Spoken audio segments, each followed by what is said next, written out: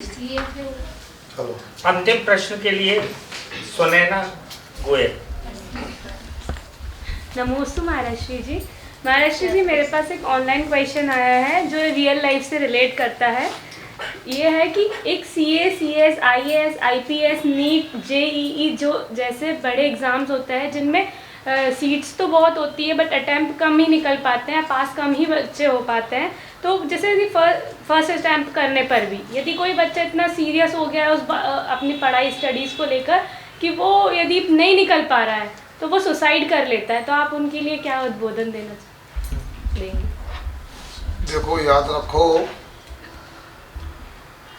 जो विद्या अध्ययन होता है वह तो एक अच्छे जीवन यापन करने का माध्यम है, मगर विद्या अध्ययन को हम अपने मान का वह प्रश्न न बनाए तो इतना तनावग्रस्त ना हो कि अपने जीवन से हाथ धो बैठे।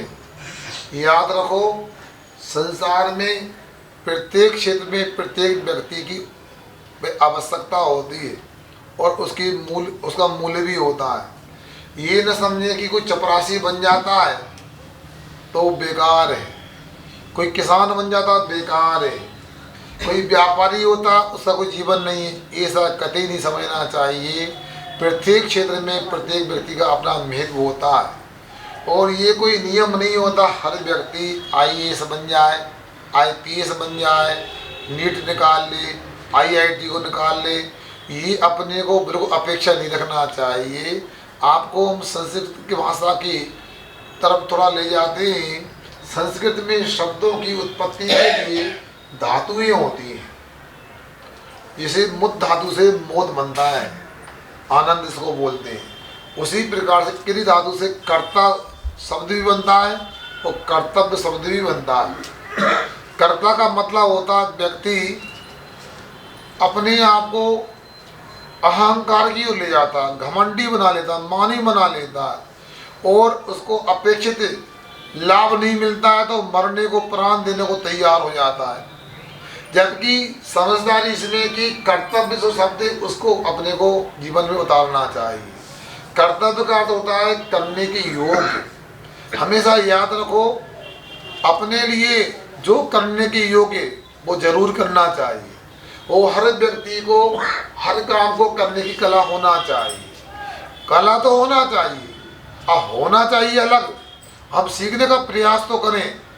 मगर कला प्राप्त क्यों नहीं हुई इसको लेकर के अपने को तनावग्रस्त नहीं करना चाहिए। हमेशा याद रखना चाहिए, किसी ने कहा है जिन घड़ियों में हंस सकते हैं उन घड़ियों में रोए क्यों, कल के दिन को देखा किसने, आज के दिन को देखे खोए क्यों, आज के दिन को खोए क्यों। धर्म में ये भी बताया है अपने को वर्तमान में रहना चाहिए, अतीत को याद नहीं करना चाहिए और भविष्य की कामना या अपेक्षा नहीं करना चाहिए, तो हम सुखी रह सकते हैं। अन्यथा IAS बनने के बाद भी लोग अपेक्षाएं पूरी नहीं कर पाते स्वयं की। अब कोई IAS कर लेता है वो कलेक्टर नहीं बनता, उसे सेक्रेटरी बना के बिठा देते कहीं पर भी सचिवालय में। कोई व्यक्ति कलेक्टर बन जाता, अच्छा जिला नहीं मिलता उसके लिए। कलेक्टर को अच्छा जिला मिल जाता, पत्नी अच्छी नहीं मिलती है, पत्नी अच्छी मिल जाती है खुद बीमार रहता है। इसका तो अंत नहीं है। इसलिए संतोषी सदा सुखी होता है।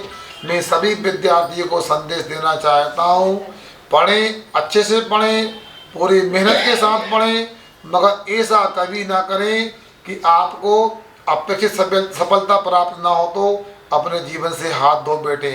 आप सोचो, आपके जीवन से कितने लोगों का लगाव है। आपके माता पिता हैं, आपके भाई बहन हैं, समाज के लोग हैं।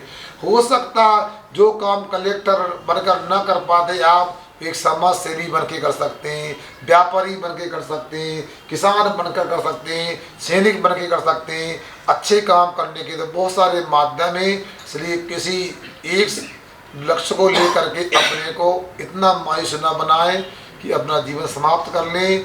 और इतना और ध्यान रखें, दुनिया के जीवों की हिंसा करने से, हत्या करने से स्वयं की हत्या करना, आत्महत्या करना सबसे बड़ा पाप होता है। इसे समाधान नहीं होता, समस्याएं बढ़ जाती हैं। जो आत्महत्या कर लेता है वो नरक आदि की वेदनाओं को लाखों करोड़ों वर्ष तक सहन करता है, जो आप उससे कभी दूर नहीं हो सकते, भोगना ही पड़ता है।